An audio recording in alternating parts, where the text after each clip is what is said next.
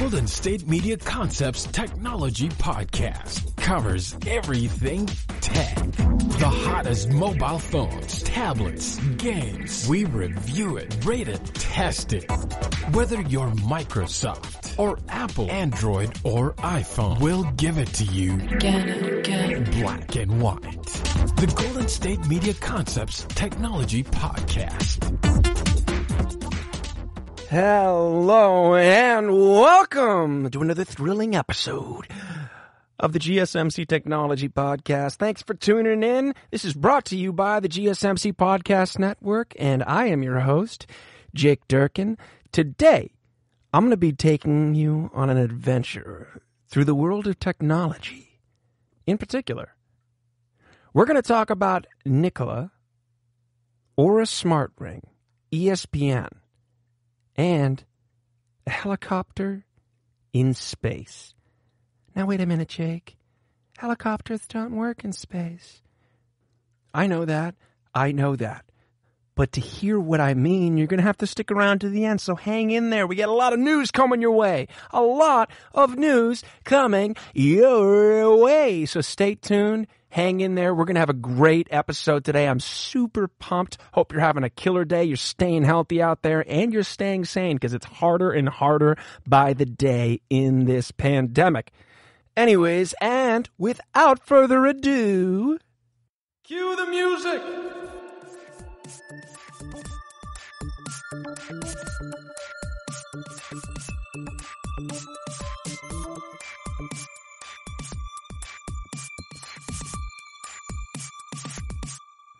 All right, and we're back for another thrilling episode of the GSMC Technology Podcast. Thanks for tuning in, guys. So what are we talking about first? Well, we've gotten to know each other pretty well. You guys probably have a good sense of the fact that I really like Tesla.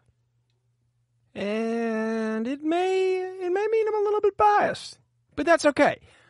I will tell you this ahead of time because what we're talking about next, that needs to be put out there, that I love Tesla. And one thing about Tesla that everybody knows is they brought out the semi-truck. You know, they are making semis, 18-wheelers, that are electric and can navigate on their own and do all this cool stuff like a caravan feature, all that stuff. But with that being said, Nikola, which is a truck company, electric trash truck company, is just jumping onto the scene. Nikola Tre Semi. And let me tell you, this thing is really cool. And what's going to be happening in the future is we need these different vehicles for different things. And whereas Tesla's going into the market specifically for, package delivery and all, everything that's getting in around the country in that respect, food, packages, Amazon, they're really building a lot of infrastructure for that. Well, we haven't really had any companies talk about dump trucks. So look at this company, Nikola, that comes onto the market, and they're currently not looking at a lot of revenue, but the order book has been getting heavier and heavier. They make a battery and hydrogen powered line of vehicles, which is somewhat popular, or was initially the popular idea for how we would get electric vehicles there faster. People were thinking hydrogen would really help with that. That tech would really make it more feasible to have this work. But we seem to see that on the market, hydrogen vehicles aren't really being used very much. But that might not be true in the future because these guys just got an order from waste removal company Republic for 2,500 electric refuse trucks from the upstart manufacturer, and delivery start in 3 years. So they got 3 years to deliver these. And just to say a little bit about the company itself, Nikola Corporation is an American company that has announced a concept zero-emission vehicle services since 2016. And they've basically indicated that they have plans to produce some of them in the future. Wouldn't that be nice? Producing some of them in the future. And the company is based in Phoenix, Arizona, where they do their research as well as the development. That's where that's located. And what's kind of funny is the company is named after Nikola Tesla. And what else is named after Nikola Tesla? Oh, you guessed it, Tesla.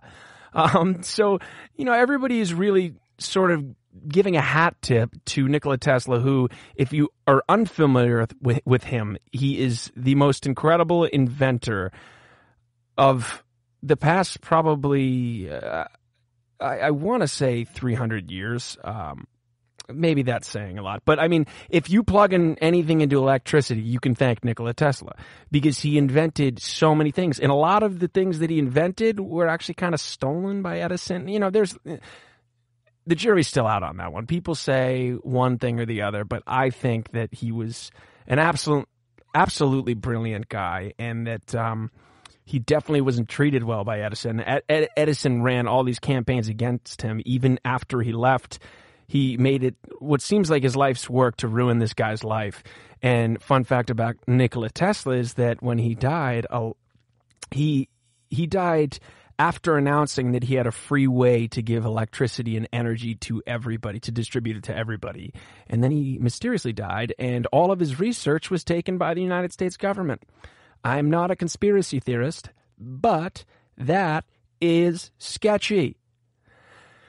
All right, so back to Nikola. So this company has been coming onto the field, like I said, since 2016. So it has a lot of work to do as far as going up against Tesla, especially considering one of their biggest. I mean, they're really sort of specializing, it seems, at this point. They have the Nikola 2, which is a truck, Nikola Tre, which is a truck, and the Nikola Reckless, which seems like an off-road vehicle. I don't even know what it is. It looks like something out of Mad Max. I don't know. I mean, if you see it, maybe they even used to be Mad Max. That's how close they look to Mad Max. So I guess the question you're probably asking is, why do I care? That's the real question, I think, for a lot of people, including investors, because, I mean, we're talking about the zero-emission vehicles that they make offer a whopping 150 miles of range. Which I will say, doesn't sound like a lot, but you also have to consider the fact that they are a dump truck. This is a dump truck we're talking about. Dump truck. Enunciation. Aboard, about, above, across. All right, we're talking about dump trucks, and they can carry on each charge, they can get 150 miles with 1,200 cans of trash. And that is kind of something we're not seeing Tesla sort of tout. We're talking about the range. And we're going to see as the years go on and as they start actually delivering these huge semi-trucks, how much range they lose when there's freight involved. Because, I mean, we haven't really seen them talk about the reduction based off weight. If they have, I haven't seen it, and that might mean that I'm not a true Tesla junkie, but I kind of think I am. Anyways. This order that they got is the biggest to date for electric trash trucks in the U.S., which sounds kind of lame because it's like the biggest to date for white, small pencils, biggest order to date, which I don't know. That is a horrible example. But, this is just the beginning for this company. I mean, when you think about it, I mean, I lived in Nashville, as you guys know, and that means that I was able to see that it's possible, in some cities, to have these electric buses that go around and make no noise. I'm telling you, it seems dumb. And obviously people think it's a danger to people because they can't hear the buses coming. But having a bus drive past you, like a huge bus with a bunch of people on it, and not hearing like that stupid roaring sound that you hear from most of these trucks is the best thing ever. If you're having like a nice dinner down in the Gulch in Nashville, Tennessee, or anywhere else that has outdoor seating, and you don't have to hear that that comes in, it's the best thing ever because it doesn't ruin the environment. Both, the hangout environment as well as the environment. Two birds, one stone. And I'm just looking for more of this to happen in every area. I mean, I don't understand why we don't have more electric trains if this is possible, So the next thing they're going to do is dump trucks. And the dump trucks around us make a boatload of noise, a dump truck worth of noise, if you will. And I'm super excited to see this company succeed. I don't know if it will. I don't know if Tesla's going to start playing in this market a little bit and using their trucks for the same purpose. But for now, they are in a niche environment and they're looking to build their books. And it seems like they're being pretty successful. They're having a lot of success doing so. So the contract eventually may be worth $1 billion to $2 billion. And that's an unprecedented amount of money. We're talking this company that's making exclusively dump trucks is going to have one contract that is worth $1 to $2 billion. I mean, niche marketing is everything.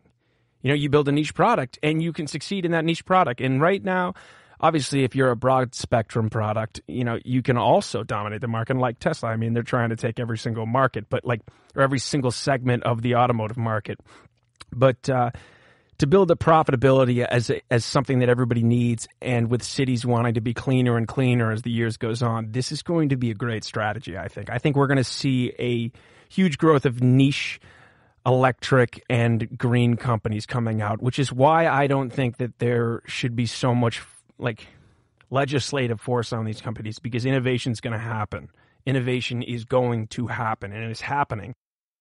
And you know what I just actually remembered? They came out with a product, the product launched recently, and I can't believe I forgot this, but the Nikola Badger. And anybody who was sitting there, Nikola Badger, and anybody who's been sitting here being like, dude, you're an idiot, you don't remember that they launched this. I totally spaced. And you're right, I am an idiot for spacing on this. I mean, this isn't what they had already released, which looks like it's out of Mad Max, but they're really trying to get an edge on certain types of market that people aren't really working on. You know, power sports. I'm looking at their website right now, and I'm seeing a jet ski that's electric. This is the coolest company. Oh my God, I might be jumping the fence. I might be going straight to Badger. This is really Badger, Nikola, because this is so cool. Let's see the Badger. Let's look at the Badger real quick.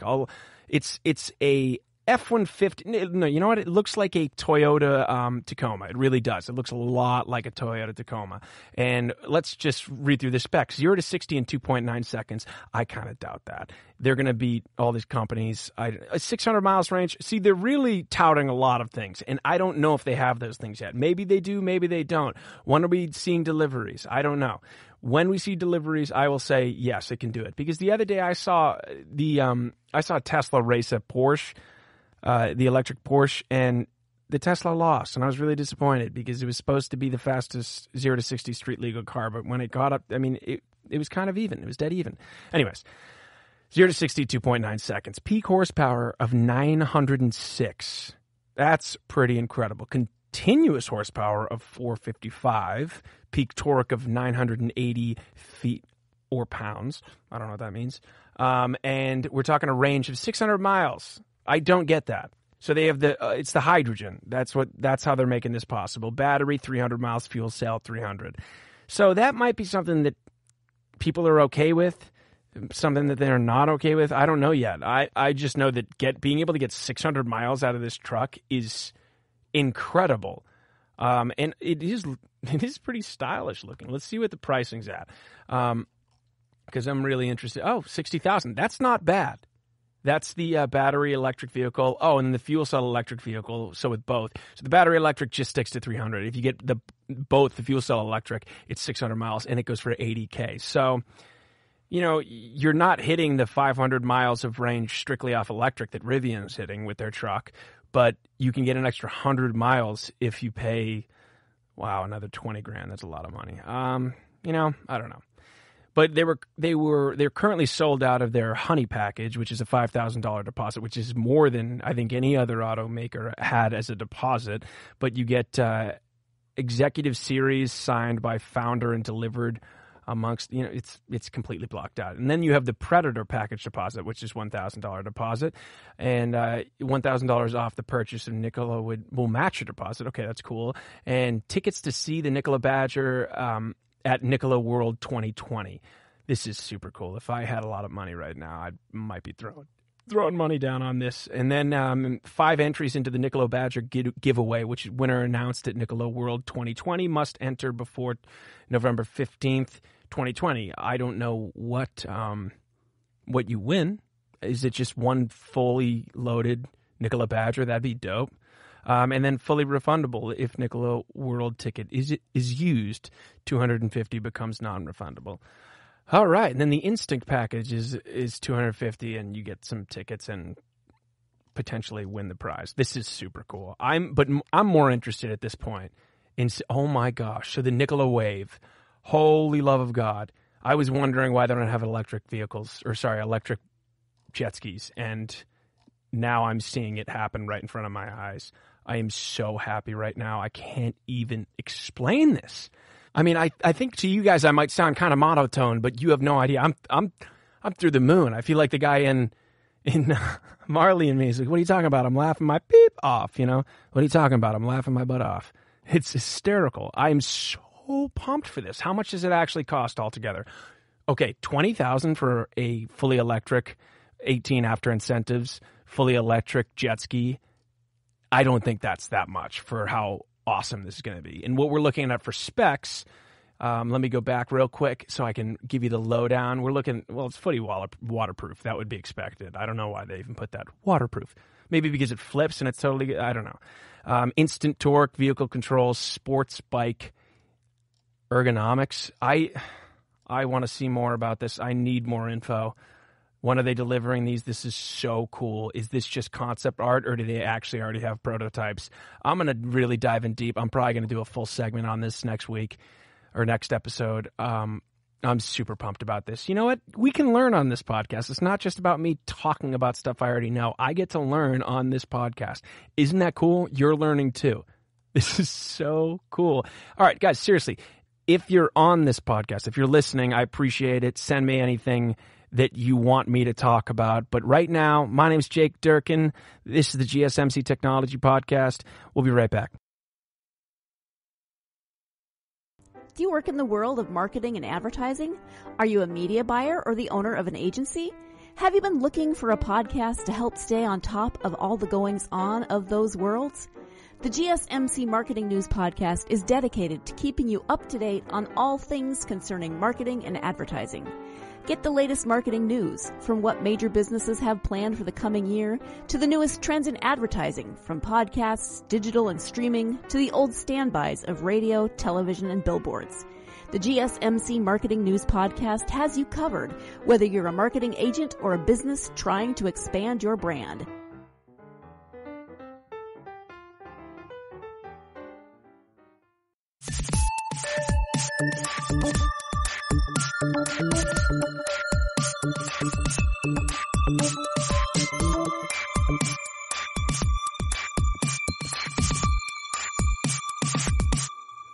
Hello and welcome back. My name's Jake Durkin. I'm your host. This is the GSMC Technology Podcast.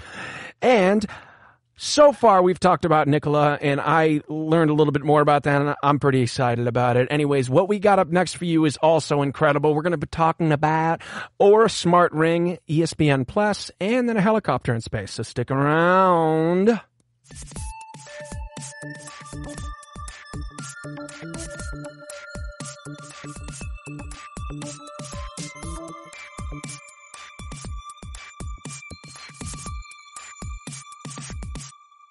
All right, so full disclosure ahead of time. I'm going to give you this information, and I don't want you to bring it up to your wife or your fiance, because there's no way of knowing how they're going to react, because my fiance was pretty upset when I asked about it. So what I'm going to talk to you right now about is the Oura Smartring. And you might be thinking, what is an Oura Smartring? Well, it's like a wedding band, except it's like an Apple Watch. It tracks everything from your exercising to your sleep, and apparently it's mind-blowingly accurate, and you don't have to wear a watch all the time if you don't want to. I thought about getting this initially. I didn't like the price, so I didn't get it. But now I have an Apple Watch, which is about the same amount of money, and now I'm thinking like maybe I should have done that. But the reason I didn't get it was because my fiance was upset that I was thinking about wearing it as wedding band, which I get that might be a weird thing to say, but I'm just going to say I think it's a good looking ring. And what better than having a ring that also tracks a little bit while also being your wedding band? But I can see it needs to be something more important. You get like a gold or silver band and etch something on the inside, something meaningful. I get it. I want to do that. But I will say for the time being, I thought about it. I'm just saying don't bring it up to your fiance or your wife. Or just get it and wear it on a different ring, not your left ring finger, you know? It probably won't go over well. It didn't go over well for me. Anyways, the goal of the ring is to understand the rhythms of the body and to transform your health, much like the Apple Watch. So what sets it apart? Well, it's a ring. And you can wear it on your middle finger, you can wear it on your ring finger, you can wear it on your pointer finger. It really doesn't matter, but it does a lot of analysis, and I think it's probably one of the most accurate analyzers of sleep. I mean, you've always seen when you go to the doctors, they don't test your wrist. They put their finger on your wrist, but when they're testing it medically, they just put a finger thing on. I don't know the proper name for that right now, and I'm embarrassed, but we'll figure that out later. So it's a lot more accurate, as far as I understand, based off the science, and it builds a whole profile for you based off your sleep, your exercise, and Oura tracks your key signals from your body while you're sleeping. And it delivers critical insights, helping you harness your body's potential every single day. I mean, it's a really cool... And honestly, sometimes, I have issues. First off, this is compatible with Apple Health, which right away with wearables is my first question. It's just like, is it going to be compatible with the only app that I want to use it with? Because my Fitbit, it couldn't... You had to have a third-party app that, imported the data. I get why they're doing that. I just wish they wouldn't sometimes, because every single thing you buy, you have to wonder, is it good is this going to connect to my Apple Health? Because I don't care about any other app. I just want to see my Apple Health. I want to be able to track everything. Tracking, data. The more data you have, the better you can improve on a daily basis. You get daily insights from this app. So let's explore the app together. Maybe I'll learn something new again. I already looked through this, but, who knows? Maybe they'll throw a jet ski on here on the app too. Maybe. Okay, so back to what I was saying earlier. So one of my issues with the Apple Watch, and I love the Apple Watch, is that when you're sleeping, sometimes it's uncomfortable.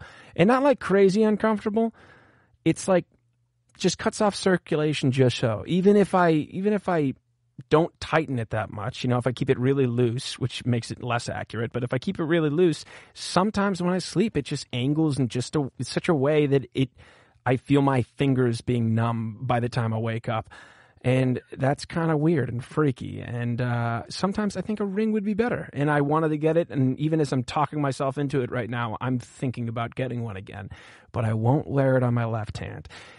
So it takes your health and interprets the data and gives you back, insights on sleep, readiness, and activity. So you understand your sleep quality from insights about your deep REM and light sleep, how quickly you fall asleep, and how your heart rate behaved during the night. Readiness, you understand exactly what your body is ready for each day by learning how you've been balancing sleep, activity, and recovery. So basically, because it has all that data on your sleep, just like the Apple Watch, it can give you more insights as to how, what are you capable of today based off how much you slept. Why are you feeling tired? Well, you didn't get much sleep that night. And it also helps you with your activity. It understands what an active today looks like for you and focusing on the big picture, pulling short and long-term trends from your variety of inputs, including third parties like Google Fit and Apple Health. So that's one of the best parts about this. It's extremely lightweight. It's extremely durable. It has active sensors, which for those of you who don't know, that means it's got infrared LEDs, NTC temperature sensors, an accelerator, and a gyroscope all wrapped around your finger. So that's the most precise and convenient place to capture body measurements like heart rate, HRV, temperature, steps, and more. So it really, like I was saying before, is extremely accurate. And on top of that, it's also lightweight. Like I said, it's 0.25 ounces. 0.25 ounces. So it's durable and absolutely lightweight, just incredibly lightweight. And the most comfortable smart ring in the world. At least that's what the website says. It may or may not be. And the beauty of it, actually, apart from all those features that I already said, how long has your Apple Watch, your Series 3, lasted for? Because when I get a full charge on my Apple Watch, we're looking at like maybe 2 days max. That's like being generous. And I do love my Apple Watch. I'm not knocking the Apple Watch. Well, on a single charge, this thing can go 7 days. 7 days. And it uses wireless charging, just like the Apple Watch. Well, sort of like the Apple Watch.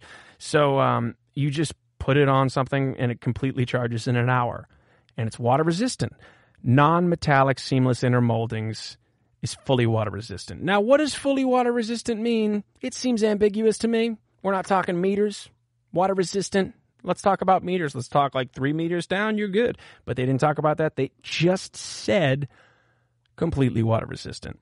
So we'll take that with a grain of salt. You know, you can't get Apple Care on this, but maybe you can buy insurance from them. We'll find out later.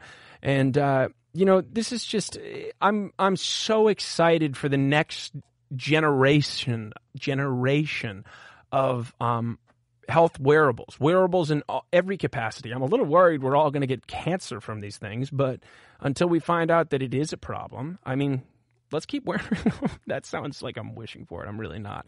I want us to be as healthy as possible. I want more data for the whole of society, because if we all understand what it looks like on a very, very specific level, and I mean broken down from like various different groups, not just like this is what I would love to know, what it looks like to be extremely healthy in your 90s based off daily habits. You can see exactly what someone's eating, look at someone, be like, I wish I was like that when I was that age, and be able to be like, hey, this would be really creepy, but hey, can I download your habits? Oh my gosh, what if there was even like a future market, like you could sell your habits to someone, be like, this is what I did. Here's, pay me $20 and I'll tell you. Like, it's a subscription. That would be so crazy. I am down a rabbit hole right now. And it's cool. I hope you're here for the ride too, because I am certainly here for the ride. I'm here twice a week to get on this ride with you and really dive into a lot of things. You know, we're talking health trends right now. We're talking getting healthy. And there's nothing more pure than getting healthy. So on top of all this stuff, they also offer this thing, the Pulse. And what the Pulse is it's one place where they've compiled advice from health experts and their resident tech team. All of that is taken and put in one specific location in your app where you can harness your inner potential. I mean, everything about this company screams Jake Durkin. You know, it just screams, let's do this. Let's make everybody better. Let's make everybody healthier. Let's figure out what makes us move, what doesn't make us move, what makes us feel groggy the next day, what makes us feel extremely hyper the next day, why am I getting jittery, all this stuff. It's just going to help you understand it. So let's see what the price point is, because last time I checked, I really wasn't happy. I mean, it was pretty expensive, but now we're looking at $300. So it's about the same as an Apple Watch. You don't get the watch with it, but I mean, everybody's got a phone. Do you really need your watch? I mean, I've used my watch more than I have ever again, but I mean, ever before. But I mean, it is just as easy as pulling your phone out and looking at the time. It's not like watches were originally invented when you had to like walk to the kitchen to look at the clock, or I mean, and they had clocks in every room because of this fact. But now that they don't have clocks in every room, you just have your cell phone. So do you need the watch feature? I don't know. I'm not sure anymore. I think I've talked myself into buying one of these, but we'll find out. Maybe if they throw me a discount, I'll purchase one of these things and then review it after 1 week of doing it, because these things are really cool. They're lightweight. You don't need to wear them on your ring finger. I wouldn't advise it unless the person you're marrying or the person you've already married is super into athletics and also agrees that you should wear it on your wedding ring. Then do that. But in my case, that's not the case. It was a bad idea. And I have many of those on a daily basis. So let's dive a little bit deeper into the actual metrics of this thing. As far as sleep goes, it gives you a sleep score. It talks about your sleep stages. It tells you when you're in deep sleep, REM, sleep, light sleep, and total sleep time altogether, time in bed, sleep efficiency, restfulness, latency, bedtime, wake-up time, ideal bedtime. So it's going to tell you what time you should start going to bed if you're not going to bed at that time, and sort of keep you on top of that. As far as readiness, it gives you a readiness score, talks about your resting heart rate, minute and average, heart rate variability, max and average, body temperature deviation, which is really cool, and the Apple Watch does not have that. Respiratory rate, sleep balance, activity balance, and recovery index. That one is kind of critical to me. I think they're really diving into the data and giving you more. As far as the activity goes, you get an activity score, much like the other two categories. They talk about your steps, your walking equivalency, activity calorie burn, total calorie burn, inactive time, dynamic activity goal, and goal progress. As far as the specs go, we already talked about the sensors and components, but the material, it's durable titanium, it's scratch resistant, diamond-like carbon coating, DLC, and non-allergenic, non-metallic, seamless inner molding. It's really cool. It weighs next to nothing. We talked about it, 0.25 ounces. It's got a width of 7.9 millimeters, a thickness of 2.55 millimeters, so the size of the wedding band, and weighs, like I said, between 4 to 6 grams, depending on the ring size. Lighter than any conventional ring. Battery power up to a week, a full charge in 20 to 80 minutes. The memory, it stores up to 6 weeks of data. Samples PPG at 250 hertz. Connectivity, Bluetooth, low energy, smart. Airplane mode. Water resistant, up to 100 meters. There we go! In the fine print, up to 100 meters. I do not know a person that goes 100 meters, but I guess if you're a scuba diver, maybe more than 328 feet. If you're going down that far, I worry for you, because that's a very low depth. Can we type in, like, how deep can people swim? How deep can divers go? Because I don't know the stats on this. I don't know how far you can actually dive down. That seems okay. 1,000 feet. So they get you to about a third of the way there before you die. And compatibility, they have a free app for iOS and Android. It's compatible with Apple Health and Google Fit, like we talked about. And you can get this thing in black, silver, stealth, which looks like sort of matte, and diamond. And shapes, it's balance and heritage. There's 2 different shapes that it comes with. And you get 8 available ring sizes, because they know one size to not fit all. One size most certainly does not fit all. But that's all I have for these guys. It's an extremely cool company. I'm super happy to have found them. I'm hoping at some point that I get the chance. I have a little bit of extra cash, and I'm down on my Apple Watch at that point. It should take some time, because I'm really up on my Apple Watch, as you probably know. I'm up on my Apple Watch. I'm up on Tesla, and I'm up on Nikola right now, because I'm extremely.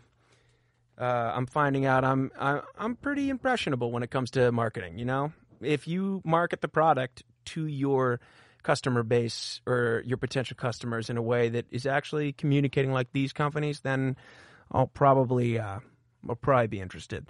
If I had a lot of money, I would buy a lot of stuff. And I know it's not going to bring me happiness, but I will be able to review it for you guys and tell you exactly how the product performs.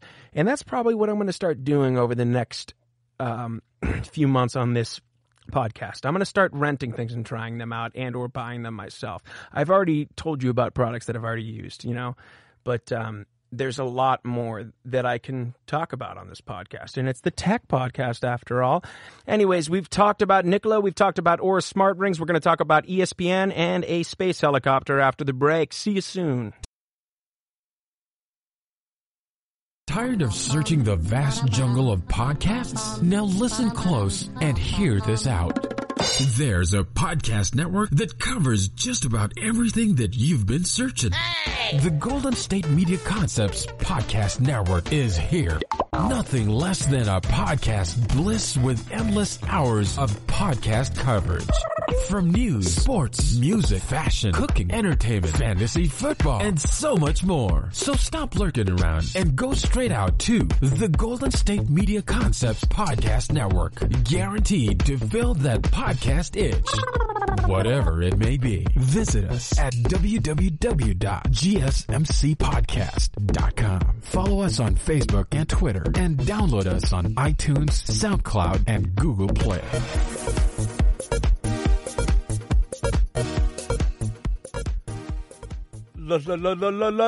Ladies and gentlemen, I am your host, Jake Durkin. This is the GSMC Technology Podcast, brought to you by the GSMC Podcast Network. We're going to dive in to ESPN Plus.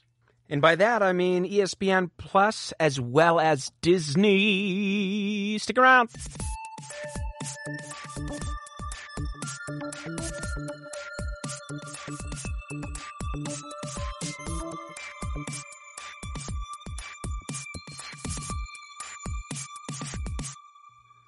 So, for those of you who have stuck with me because you want to hear about the space plane, thank you for being here. I'm excited to bring this GSMC Technology Podcast to your ears, which sounds really creepy when I say it out loud. Anyways, for those of you who are staying tuned and also have Verizon and an unlimited plan, well, I would look into that because Disney Plus, Hulu, and ESPN Plus as a bundle are now included with some unlimited plans. So, outside of the rest of the news, I would look into that a little bit because saving you money is kind of my thing, you know? I can't save myself money because I buy too much stuff, but I can save you some money on a bundle because I'm paying for all these subscriptions and I'm pretty upset about it. All right. So what are we talking about? What does ESPN Plus have to do with today's podcast? What are we talking about here? Why are you bringing up Disney? What are you bringing up? Well, Disney owns ESPN, as you know, and they are hedging big time on Disney Plus and ESPN Plus. And we've seen a little bit of, let's say mixed information on these things because, a lot of people say that Disney Plus is really bringing in a lot of money for Disney, and so is ESPN Plus, but you're seeing a lot of people cutting the cord at the same time. So the money that they're losing on cable, all those lost subscribers are now just turning into subscribers on subscriptions. So it's her without the cord. So it's sort of, like they're losing someone to gain them back, which doesn't really do much for their business model. But I will tell you what it does do, and it makes me very happy that I'm going to be able to watch the new Mulan on Disney Plus September 4th. So that's the first bit of news. Let's talk about that for a minute. Anybody who saw the preview for the live-action version of Mulan is going to be pumped because that trailer makes you want to see that movie, especially if you grew up watching that movie. I mean, I don't know about you, but that movie was like... It was everything. It was everything. It was such a good... And as someone who studied Chinese for 10 years, I mean, I don't know why. I just feel really ultra connected to anything related to the Chinese. And except for, we won't talk about that, actually. So Disney Plus has 60.5 million subscribers as of early August, which it is intended to reach around 60 to 90 million by 2024, which means... beat the record. Okay? Disney owns most of Hulu streaming service, which has about 30 million subscribers. So it's building up this beautiful variety of streaming platforms that's just going to bring in revenue for years and years to come because Disney knows how to buy things. What also did they buy? Pixar back in 2006. What? Was that news to me about an hour and a half ago? Yeah. Was it news to you just now? Maybe. Maybe it was news to you, because that's crazy. Why didn't we hear about that? Maybe I was just not old enough to hear about stuff like that. I'm only 26, So what else does Disney own that doesn't include Hulu and the entire universe? Well, they own ESPN, ABC, Lifetime, History, A&E, and FX.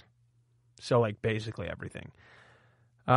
Marvel Studios and Lucasfilms are also both owned by Disney. So we're talking like they have next to. I'm smelling the word monopoly again. Can you smell a word? Because I'm smelling monopoly again, but not quite a monopoly. I mean, after they acquire, a few more, they might be getting close to monopoly size. But I love Disney. It brings happiness to me. And it brings happiness to you, too. So why did I headline this ESPN? Because, I mean, it doesn't seem like something that's at the forefront. But you've only talked about Disney, Jake. Well, because it owns ESPN.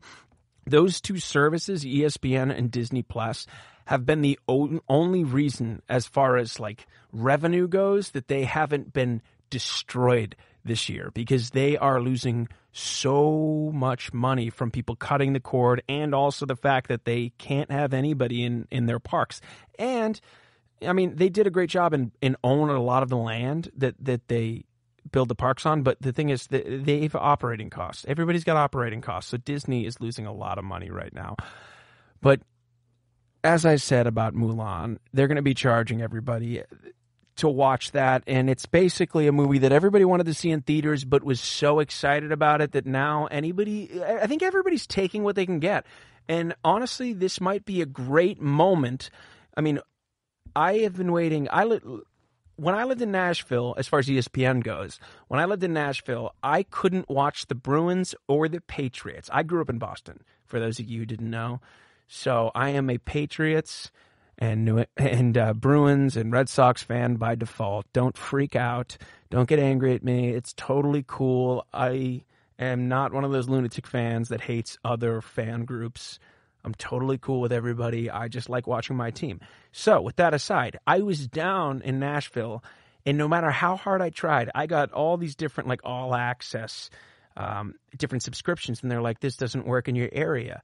And you know what's great about ESPN Plus is it will work in my area because Disney knows how to do it. I want to watch these sports wherever I am, and I don't want to have to go down to the bar at the hotel 15 minutes to the only Patriots bar in Nashville, or go to a bar where everybody's rooting for the other team and giving me dirty looks because I'm rooting for the Patriots or the Bruins, which happened on more occasions than I can count. You know, every time I went to a bar that wasn't the Patriots bar, if you scream out for the Patriots, you get so many dirty looks. We are one of the most hated fan groups, and I think that's just because we win. But that's not technology. That's not technology. What was technology was, the beautiful technological advantages that we had when we were, spying on other teams. What? I didn't say that. Anyways, so what are we going to see with Disney coming up this year? What are we going to see launched? What can we get excited for? This is a technology podcast. Let's talk about technology. Why don't we talk about technology anymore? We still talk about technology. So let's talk specifically about what Disney Plus has to offer, because, I'm not, despite talking about the fact that I love the Patriots and I love the Bruins, I'm not a crazy sports guy, so I don't need to spend much time watching sports. What I do spend a lot of time is watching movies and streaming shows with my beautiful fiance. We actually watch a few things that are on Disney Plus regularly and are waiting, just praying it comes out soon, which is the new season of Mandalorian. Because if you have not seen Mandalorian, it is one of the coolest shows, especially for anybody that is even slightly interested in sort of the Star Wars universe, the Star Wars universe, because, it just delves into a completely different side of it that no one really thought would be explored when the movies first came out. We're not even going to mention the middle trilogy where they barely touch on any sort of Mandalorian. It's like an afterthought. And the new series doesn't even have any sort of character like that. So to be able to delve into this universe is the coolest thing ever. And it's not a long season, but you will be, it's like a drug. You keep coming back. I think we binged the season in maybe 3 days. I'm just kidding. We were forced to watch it once a week like everybody else, and I was upset. And maybe next time, maybe this coming season, I won't even watch it when it comes out. I'll wait till all the episodes are out. We will wait till all of them are out and just binge them in one day, because that's how good this show is. And one thing you can get excited about is they're also going to be bringing out a few different characters and delving into them a little bit more. We're talking, I think there's going to be one on Han Solo at some point, which I'm excited about. But Obi-Wan Kenobi, that's the one that is going to be extremely cool, because, he's mysterious in the old movies, a lot older. And then in the middle movies, which we don't talk about very much because we probably shouldn't, it was a disaster except for the third one. I mean, come on. Anybody with eyes and ears could have seen that. If you're missing both, then you were spared. And I guess that's a blessing. But outside of that, we never got to see more about Obi-Wan Kenobi. There was really not much. He was just this, really wise guy, sort of like a Yoda figure that hung out in the background but didn't quite look green in any way and have pointy ears. But we want to see more. Did you know that you wanted to see more about Obi-Wan Kenobi? Because I didn't know I wanted to see more about Obi-Wan Kenobi up until they showed the trailer. And then I was like, wait a minute. There's a whole background to this character that has been unexplored. And like Christopher Columbus, we're going to hop in that boat, go across the sea, and we're going to see exactly what Obi-Wan and Disney Plus has to offer. I'm super pumped about it. Are you here for it? Because I am here for it. Here for it. Okay? What else do we have to look forward to from Disney Plus? Well, there are all sorts of shows that are going to be coming out that haven't come out. But you can just look in the movies that, remember when they used to have that vault and you couldn't really see any of the movies when they didn't exist unless you when they were in the vault, unless you had them. And once it got to a certain year and they were moving on to DVDs, no one had them, especially after they got rid of their VHS player. VHS? I think so. The tape player, those things were arcane. They were also really cool. And we actually go to a rental every single year on a lake that only has that. So it's really sort of, a little bit of memory lane when we go down there and watch old time movies. And let me tell you, when you go from high, just ultra HD streaming back to the VHS, it's shocking. We have come a long way, ladies and gentlemen. And you know what they say? They say people overestimate technology in the short run and underestimate it in the long run, which is why we thought we were going to have flying cars by the year 2000, and we didn't. And we're all poorer for it, and we're all upset about it. But what we did get is Disney Plus. Disney Plus, ESPN Plus. You can stream all the sports you want, and you can look through the whole Disney archive. We're talking Moana. We're talking Dwayne "The Rock" Johnson, okay? Singing in animated form. But I will tell you one thing about that show, or that movie, that is a little shocking. And if you go back and watch it, you'll agree with me. I'm 99.9% sure of this. Look in at his face. It is the ugliest animated character potentially ever in a Disney film. Seriously. Go back, look at it.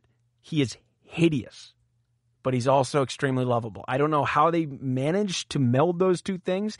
He's got such an ugly face, but he's so lovable and hateable at the same time, because, that's part of his character, is he needs to have a character arc. He starts by being, I'm not going to give anything away.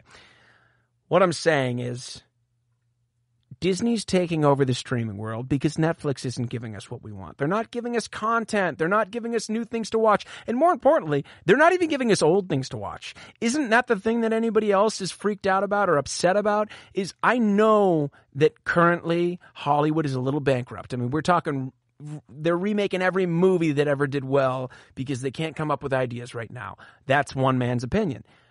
But what I do know is that there are hundreds of movies that I've thoroughly enjoyed and probably forgotten about, and would love to see again, rediscover. I mean, I've seen Jaws too many times to count. I can't go back and watch Jaws.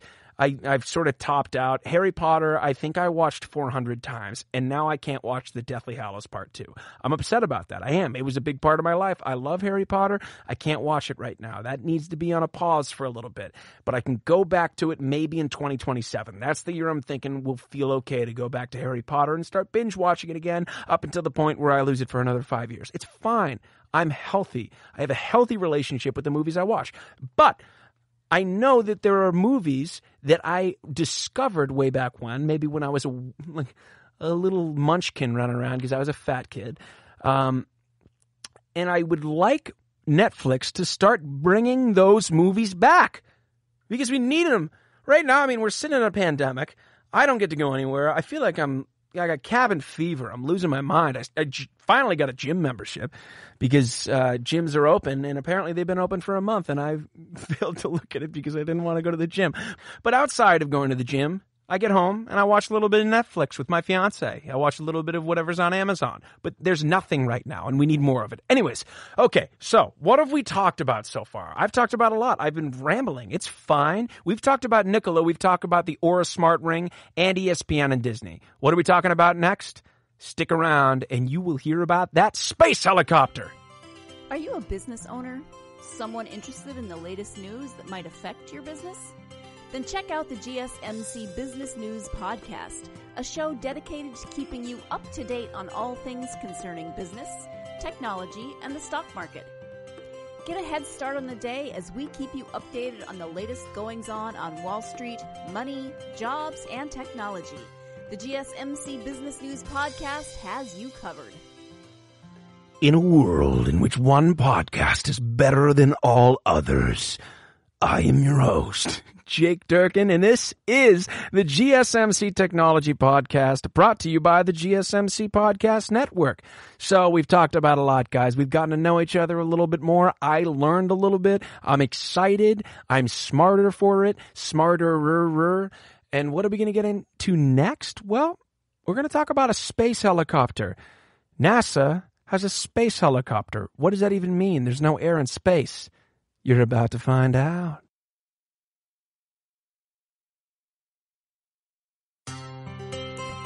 Are you a business owner? Someone interested in the latest news that might affect your business? Then check out the GSMC Business News Podcast, a show dedicated to keeping you up to date on all things concerning business, technology, and the stock market. Get a head start on the day as we keep you updated on the latest goings-on Wall Street, money, jobs, and technology. The GSMC Business News Podcast has you covered.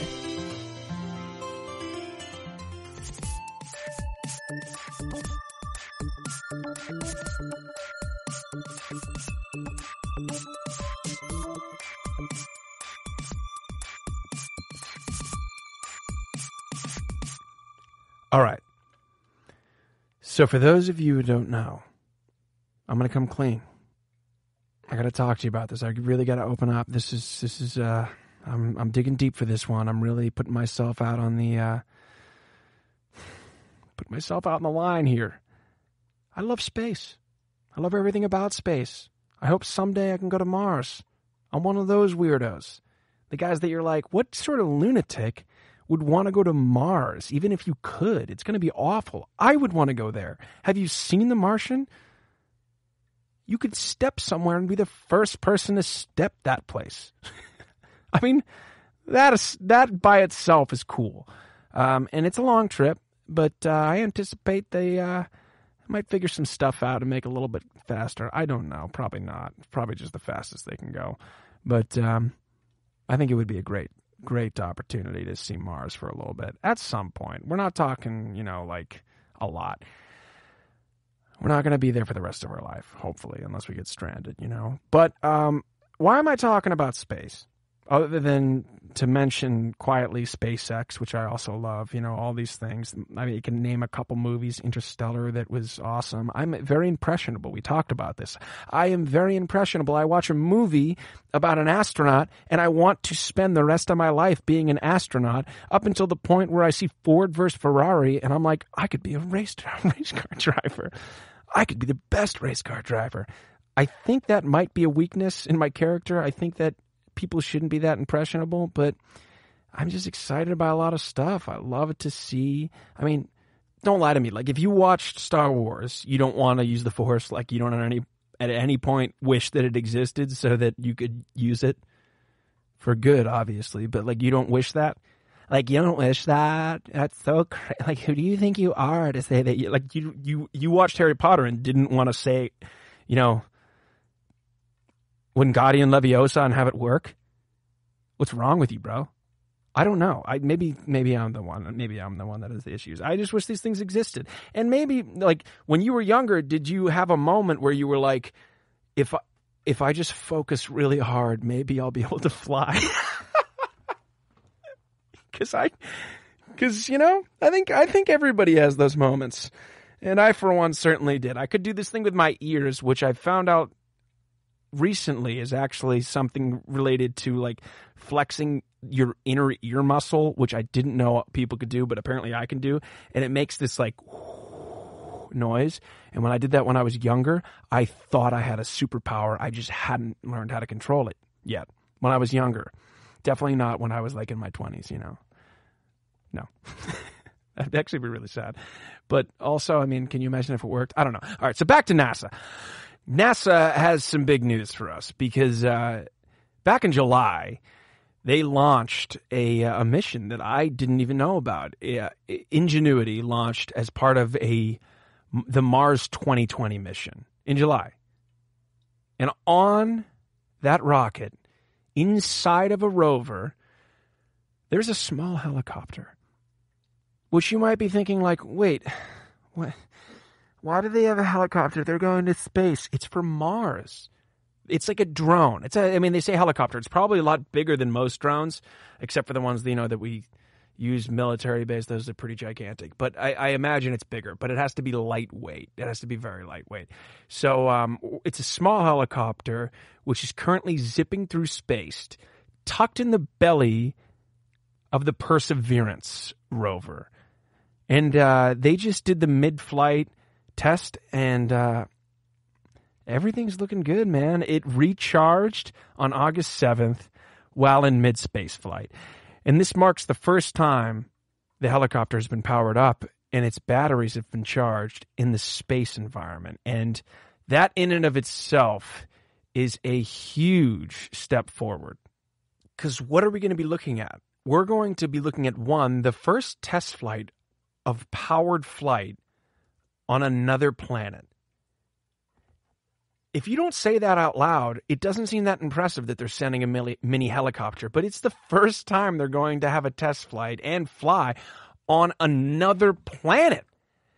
So it's built to be light and strong, enough to stow away under the rover while on the way to Mars and survive the harsh Martian environment after arriving on the surface. The helicopter weighs less than 4 pounds, so we just figured out by reading the dimensions in one respect. It's powerful enough to lift off the thin Mars atmosphere. The atmosphere of Mars is, very thin, less than 1% of the density of Earth's atmosphere. So the helicopter may fly up for 90 seconds, up to 90 seconds, to distance of about 980 feet, 300 kilometers at a time, and about 10 to 15 feet from the ground. So that's no small feat compared to the first 12-second flight of the Wright brothers airplane. It's a step at a time. And once we bring more technology there and have the ability to really check out the surface and start figuring out the plan for how to get people there and how to create a habitat temporarily and then to build upon that. There's so much to come in the space age. The helicopter flies on its own without human control. It must take off, fly, and land with minimal commands from the Earth sent in advance because, there's a time lag. They really can't do much. Once it's up, you're seeing something delayed. I mean, if anybody watched The Martian, you've seen there's a big delay when it comes to anything we can send over there.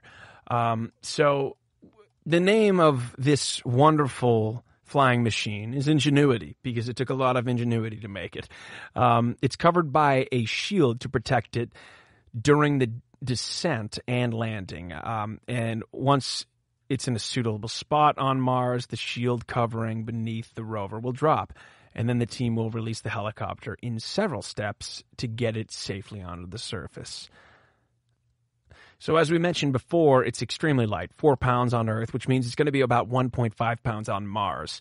The total length of the rotors is 4 feet. So it's not like a gigantic helicopter. We're not going to be, flying into Afghanistan with this thing. It's for one purpose and one purpose alone, to take pictures and collect data.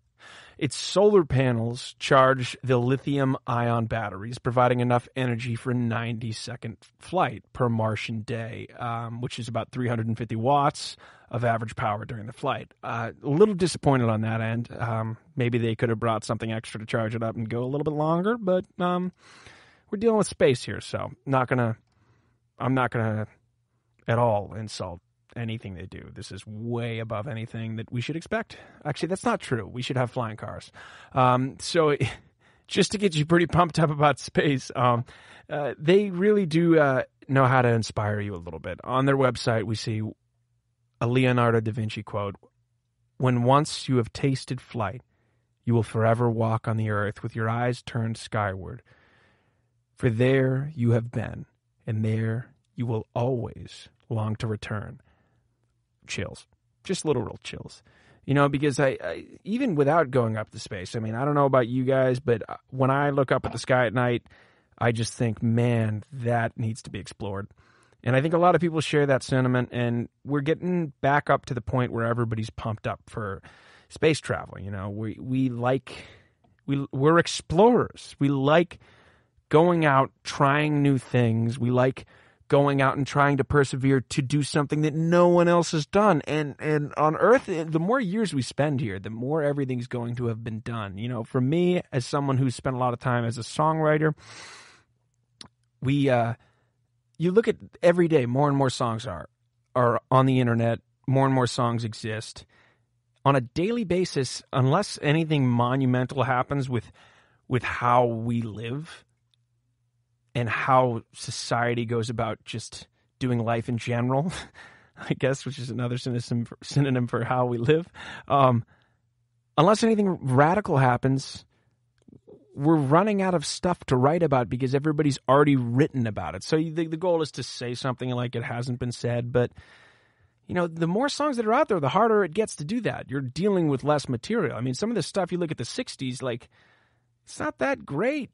If you think about, it's incredible. I love those songs, but you can't write that anymore because it's already been written by a million people. They had an open field for the most part. Anyways, that's sort of the metaphor that I'm trying to use for the more time we spend on Earth, the more things have been done, and we got to go out and try new things and go out to Mars. I don't know. That's a weird way to pitch that. I would go back and edit this out, but I think that was interesting. It was a little rabbit hole to go down for a minute. So what other news in regards to NASA, other than the fact that they're sending a helicopter to Mars, and that in and of itself, it's a drone, but it's a helicopter. That's what they're calling it. Other than that fact itself, there's more to be learned here, isn't there? Well, what we learn is that what this drone, this helicopter is going to be doing, for the most part, is helping to scout the Martian terrain and help plan driving routes. So it's with the rover. That's what its purpose is. And initially everybody thought it was going to be one of those helicopters that just went around. They can make drones, planes-wise, they can just fly up in the air for 5 years now without having to come down because they have solar panels embedded in the wings that just keep charging it on a continuous basis. That in and of itself, if you didn't know about it, is pretty crazy. So I initially, when I read about this, was under the impression, like a lot of people were, that this thing was going to be going around all over the place and just looking at getting aerial views of this, of the terrain. But what it's going to be doing is helping the rover figure out where to go, what's going to be the easiest route. So it's going to be a much more economical and efficient way for the rover to plot different directions, especially because of the fact that, you know, like we said, I mean, if you've ever watched one of the NASA documentaries on their rover operations, it's extremely challenging. I mean, you're dealing with like cameras that are just sending pictures, and you have to move them like you can only plot small movements. But what this is going to be able to do is it's going to be able to send back actual video and more pictures of the terrain so that it can navigate and make the job of exploring Mars before we get there a lot easier. And that's something that's exciting in and of itself. And the drone will also be used, or can also be used, to study the planet's geology from a different perspective. That could help astronauts explore Mars someday. You know, we're talking about collecting all the data. It's just like the body. You know, just like all the wearable tech I was talking about, the more data we have on Mars before we go there, the less it's going to look like Matt Damon getting absolutely annihilated by a storm because they apparently weren't fast enough preparing for it. I don't know. Beautiful movie.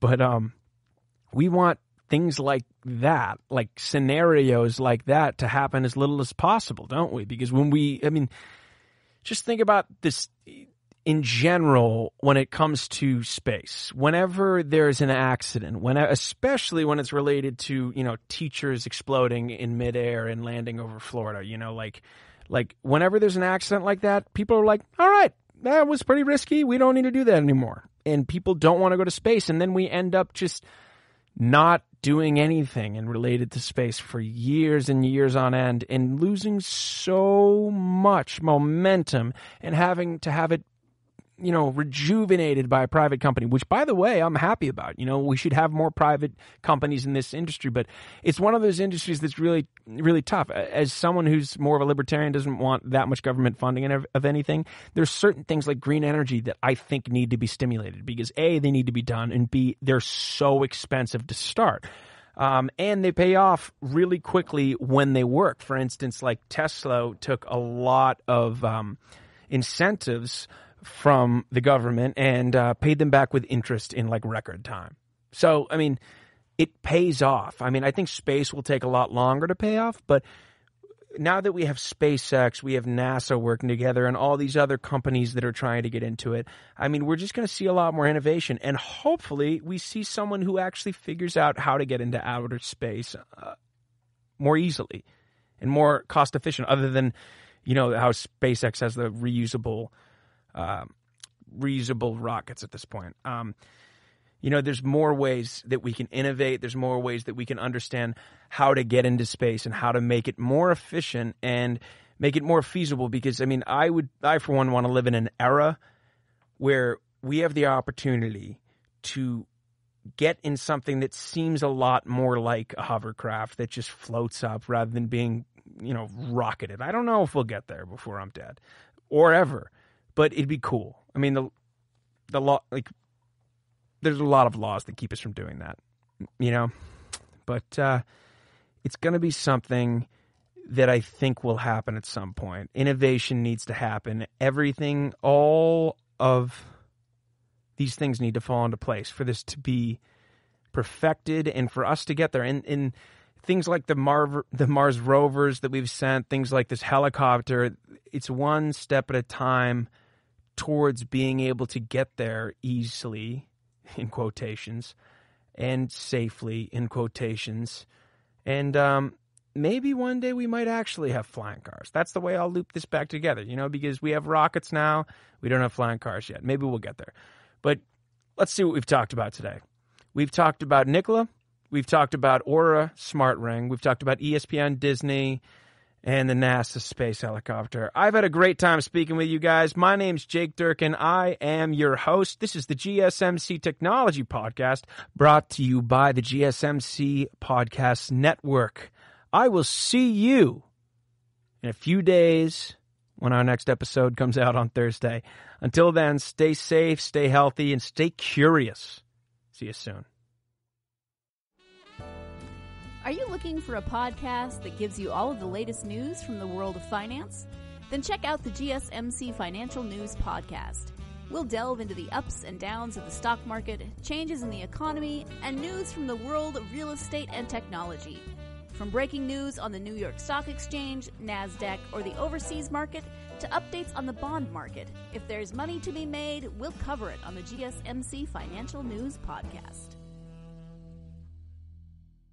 You've been listening to the Golden State Media Concepts Technology Podcast, part of the Golden State Media Concepts Podcast Network. You can find this show and others like it at www.gsmcpodcast.com. Download our podcast on iTunes, Stitcher, SoundCloud, and Google Play. Just type in GSMC to find all the shows from the Golden State Media Concepts Podcast Network, from movies to music, from sports to entertainment, and even weird news. You can also follow us on Twitter and on Facebook. Thank you, and we hope you have enjoyed today's program.